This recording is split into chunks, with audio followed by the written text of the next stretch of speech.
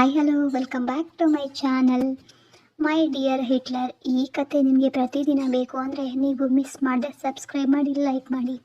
ಓಕೆನಾ? ಕತೆನ ಶುರು ಮಾಡೋಣ. ಏನು ಗೊತ್ತಾ ಗುಬ್ಬಿ, ನೀನೇನೋ ಸ್ವೀಟು, ನಾನೇನೋ ನಾಟು.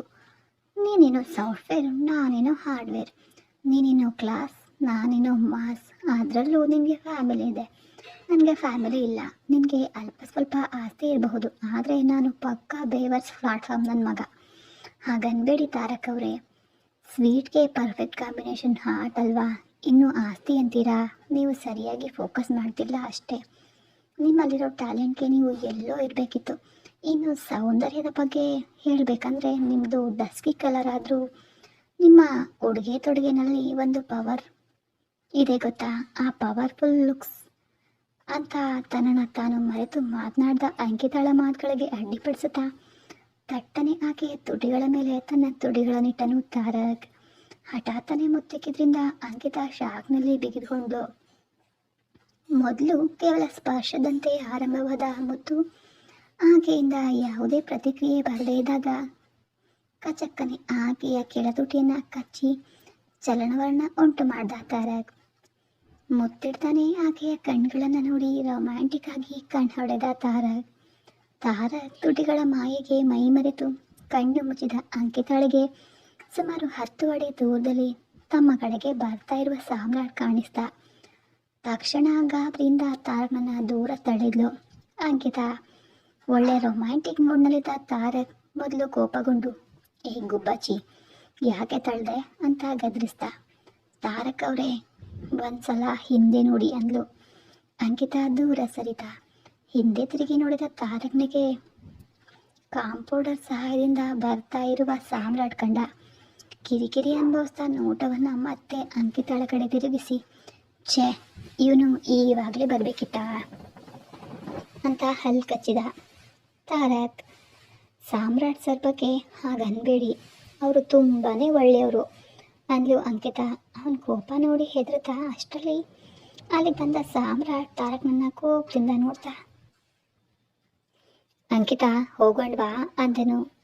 ಖಂಡಿತ ಸರ್, ನೀವು ಕೂತ್ಕೊಳ್ಳಿ ಅಂತ ಅಂಕಿತಾ ಹೇಳುವಷ್ಟರಲ್ಲಿ ಕಾರ್ ಡೋರ್ ಹತ್ರ ಬಂದ ಸಾಮ್ರಾಟ್ನನ್ನು ನೋಡಿ, ಏಯ್, ಇವ್ರನ್ನ ಹಿಂದಿನ ಸೀಟ್ನಲ್ಲಿ ಕೂರಿಸು, ಫ್ರೀಯಾಗಿ ಇರುತ್ತೆ ಅಂತ ಕಾಂಪೌಂಡರ್ಗೆ ಹೇಳ್ದ. ಅಂಕಿತಾ ಕೈಯಿಂದ ಕಾರ್ ಕೀ ಕಿತ್ಕೊಂಡು ಆಕೆಯನ್ನು ಫ್ರಂಟ್ ಸೀಟ್ಗೆ ದೂಡಿ ತಾನು ಕೂಡ ಡ್ರೈವಿಂಗ್ ಸೀಟ್ ಏರಿದನು ತಾರಕ್. ಅರ್ಧ ಗಂಟೆ ನಂತರ ಸಾಮ್ರಾಟ್ ಹೇಳಿದ ವಿಳಾಸಕ್ಕೆ ತಲುಪಿದ ಕಾರ್ ಆರು ಮ್ಯಾನ್ಷನ್ ಮುಂದೆ ತಂದು ನಿಂತಿತು. ಸೌರಭ್ ಅನುಮತಿ ಇಲ್ಲದೆ ಹೊಸಬರಿಗೆ ಅಲ್ಲಿ ಎಂಟ್ರಿ ಇಲ್ಲದ ಆ ಮನೆಯೊಳಗಡೆ ಕಾರ್ ಪ್ರವೇಶಿಸಲು ಸೆಕ್ಯೂರಿಟಿ ತಡೆದಾಗ ಹಿಂದಿನ ಸೀಟ್ನಲ್ಲಿದ್ದ ಸಾಮ್ರಾಟ್ ಗ್ಲಾಸ್ ಇಳಿಸಿ ಹೇಳಿದ ಮೇಲೆ ಕಾರ್ ನೇರವಾಗಿ ಒಳಗಡೆನೆ ಹೋಯಿತು.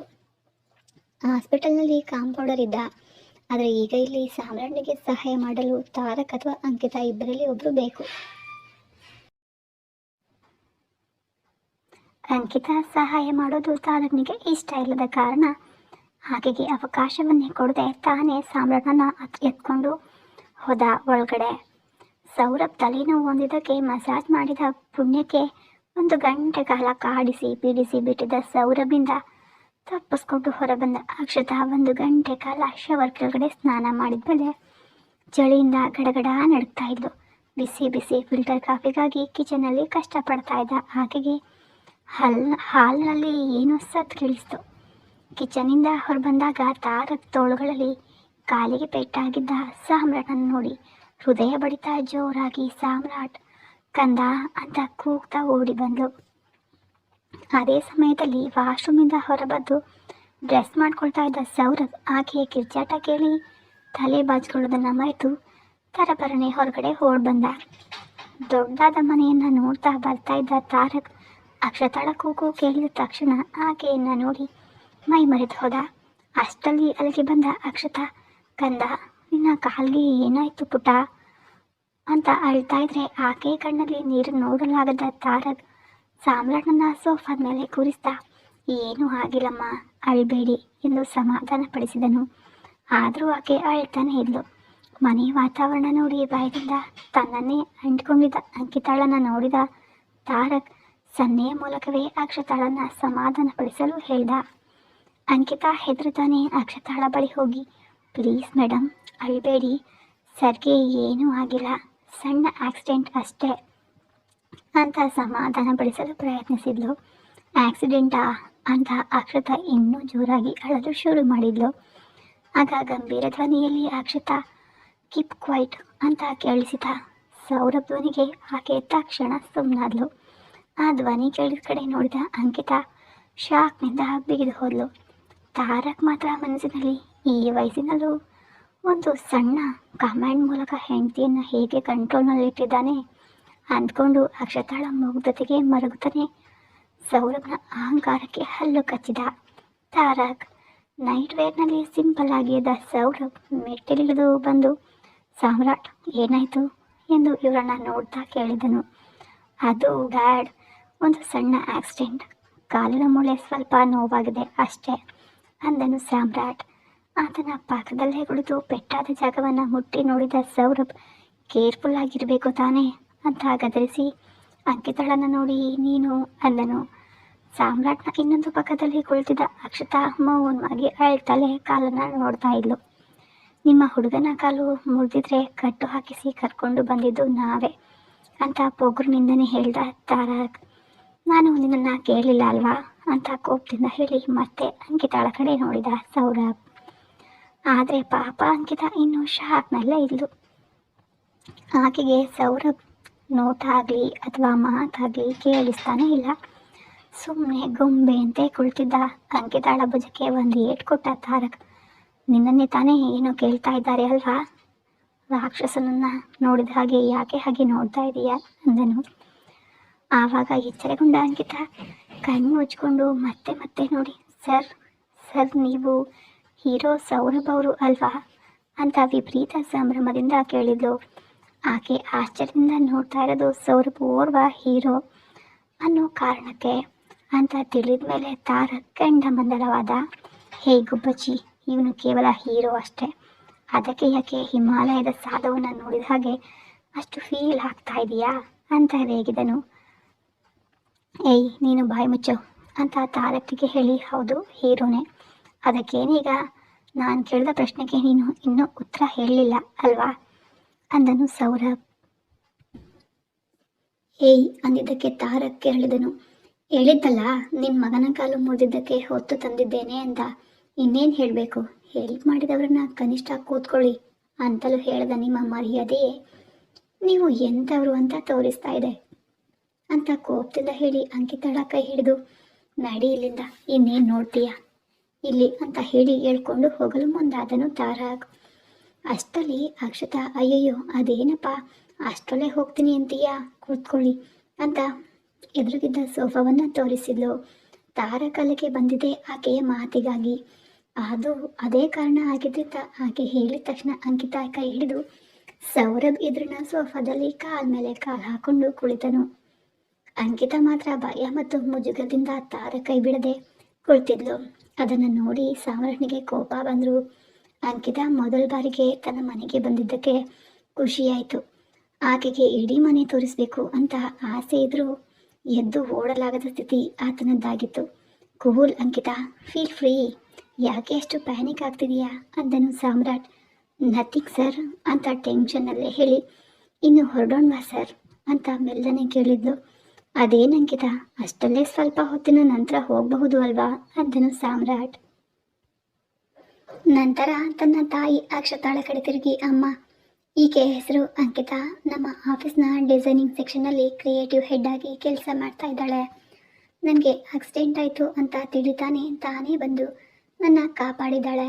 ಅಷ್ಟೇ ಅಲ್ಲ, ಇಲ್ಲಿವರೆಗೂ ನನ್ನ ಜೊತೆ ಆಸ್ಪತ್ರೆಯಲ್ಲೇ ಇದ್ಲು ಅಂತ ಅಂಕಿತಾ ಬಗ್ಗೆ ಹೇಳಿದ ಸಾಮ್ರಾಟ್ ಹಾಗೆ ಅಂಕಿತಾ ಬಗ್ಗೆ ಹೇಳುವಾಗ ಅವನ ಮನಸ್ಸಿನಲ್ಲಿದ್ದ ಭಾವನೆಗಳು ಅವನ ಕಣ್ಣುಗಳಲ್ಲಿ ಮತ್ತು ಮಾತುಗಳಲ್ಲಿ ಸ್ಪಷ್ಟವಾಗಿ ಕಾಣ್ತಾ ಇತ್ತು.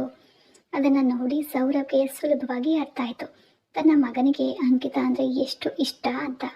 ಹೌದಾ, ತುಂಬ ಥ್ಯಾಂಕ್ಸ್ ಅಂಕಿತಾ, ಸರಿಯಾದ ಸಮಯಕ್ಕೆ ನೀನು ಹೋಗಿದ್ದಕ್ಕೆ ಎಲ್ಲವೂ ಸರಿಯಾಯಿತು ಎಂದು ಮನಪೂರ್ವಕವಾಗಿ ಹೇಳಿದ್ಲು ಅಕ್ಷತಾ. ಅಂಕಿತಾ ಮುಜುಗರದಿಂದ ಇರೋದನ್ನು ಗಮನಿಸಿದ ಅಕ್ಷತಾ ನಗ್ತಾ, ಇರಲಿ ಬಿಡು ಕಂದ, ಇವತ್ತು ನಮ್ಮ ಜೊತೆ ಡಿನ್ನರ್ ಮುಗಿಸ್ಕೊಂಡೇ ಹೋಗ್ತಾರೆ, ನೀನು ಹೋಗಿ ಸ್ವಲ್ಪ ಹೊತ್ತು ರೆಸ್ಟ್ ತಗೋ, ಅಷ್ಟಕ್ಕೂ ಕಾಲಿಗೆ ನೋಡು ಎಷ್ಟು ದೊಡ್ಡ ಪೆಟ್ಟು ಬಿದ್ದಿದೆ ಅಂತ ಪ್ರೀತಿಯಿಂದ ಸಮಾಧಾನ ಮಾಡಿದ್ಲು. ಅಯ್ಯಯ್ಯೋ, ಡಿನ್ನರ್ ಎಲ್ಲ ಬೇಡ ಮೇಡಮ್ ಅಂತ ಅಂಕಿತಾ ಅಂತ ಇದ್ರೆ, ಸೌರಭ್ ಅವರೇ ನಮ್ಮ ಕಂದನ ರೂಮ್ಗೆ ಕರ್ಕೊಂಡು ಹೋಗಿ ಅವನು ರೆಸ್ಟ್ ತಗೋತಾನೆ ಅಂದ್ಲು ಅಕ್ಷತಾ. ಸೌರಭ್ ಕೂಡ ಅಂಕಿತಾ ಮತ್ತು ತಾರಕ್ ಅವರನ್ನ ನೋಡ್ತಾ ಇದ್ರೆ ಅವರು ಕೇವಲ ಫ್ರೆಂಡ್ಸ್ ಥರ ಕಾಣ್ತಾ ಇರಲಿಲ್ಲ.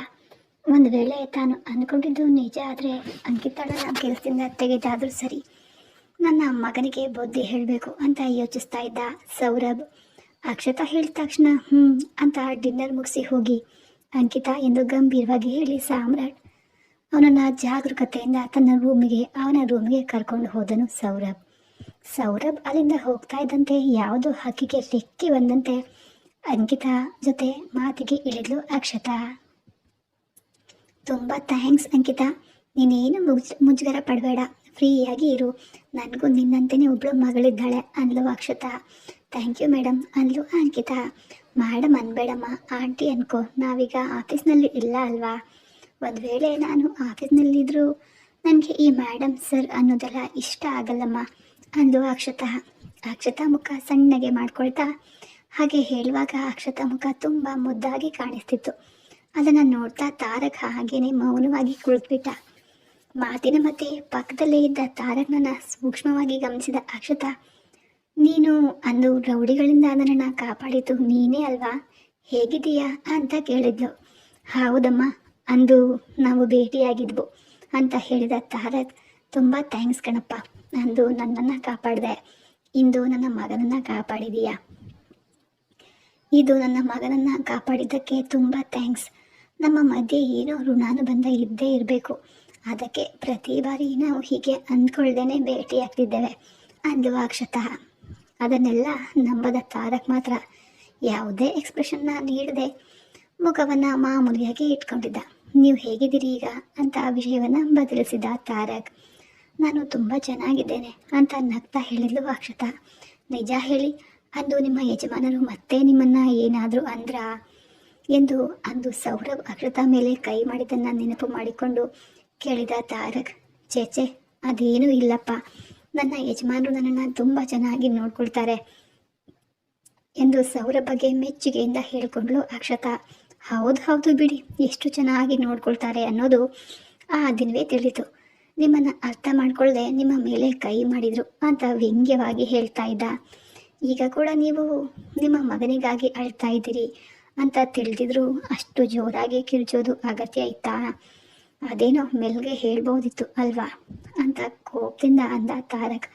ಅದೇನೂ ಇಲ್ಲಪ್ಪ, ಅವರ ಕೋಪ ಮೂಗಿನ ತುದಿಯಲ್ಲೇ ಇರುತ್ತೆ ಅಷ್ಟೇ. ಮನಸ್ಸು ತುಂಬಾ ಒಳ್ಳೆಯದು, ನನ್ನನ್ನು ಚೆನ್ನಾಗಿ ನೋಡ್ಕೊಳ್ತಾರೆ.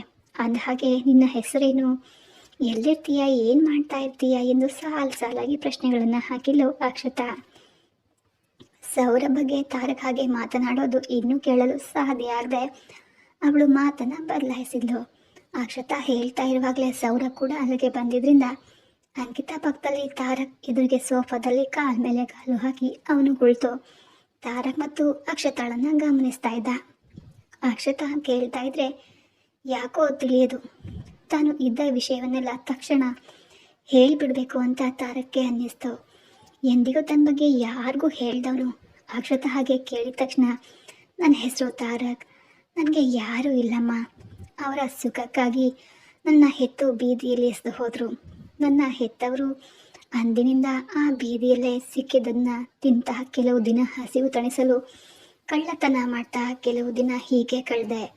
ಯಾರೋ ದಾರಿಯಲ್ಲಿ ಹೋಗುವವರು ನನ್ನನ್ನು ಮದರ್ ತೆರೇಸಾ ಆಶ್ರಮಕ್ಕೆ, ಅನಾಥಾಶ್ರಮಕ್ಕೆ ಸೇರಿಸಿದ್ರು ಅಂತ ಸ್ವಲ್ಪ ನೋವಿನಿಂದ ಸ್ವಲ್ಪ ಕಟುವಾಗಿ ತನ್ನ ಆ ಸ್ಥಿತಿಗೆ ಕಾರಣವಾದ ಹೆತ್ತವರ ಮೇಲಿನ ಕೋಪದಿಂದ ಹೇಳಿದ ತಾರಕ್.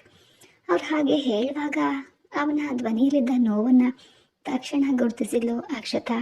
ಅಯ್ಯಯ್ಯೋ ಎನ್ನುತ್ತಾ ಹೋಗಿ ತಾರಕ್ ಪಕ್ಕ ಕುಳಿತು, ಹಾಗೆ ಅನ್ಬೇಡಪ್ಪ, ನೀನು ನನ್ನ ಮಗನಂತೆಯೇ ಇದೆಯಾ, ನಿನಗೆ ಯಾರೂ ಇಲ್ಲ ಎಂದು ಎಂದಿಗೂ ಕೂಡ ಅಂದ್ಕೊಳ್ಬೇಡ, ನಿನಗೆ ನಾನಿದ್ದೇನೆ, ಇನ್ಮೇಲೆ ನನ್ನನ್ನೇ ನಿನ್ನ ಅಮ್ಮ ಅಂತ ಅಂದ್ಕೋ ಅಂದಾಗ ಇಲ್ಲಮ್ಮ ಅಂತ ಜೋರಾಗಿ ಖಚಿತವಾಗಿ ಹೇಳಿಬಿಟ್ಟ ತಾರಕ್. ಅವನ ಧ್ವನಿಯಲ್ಲಿದ್ದ ಆ ಖಚಿತತೆಯನ್ನು ನೋಡಿ ಅಂಕಿತಾ ಮತ್ತು ಸೌರಭ್ ಆಶ್ಚರ್ಯದಿಂದ ಅವನನ್ನೇ ನೋಡ್ತಾ ಇದ್ರು. ಈ ಕತೆ ಮುಂದುವರಿಯೋದು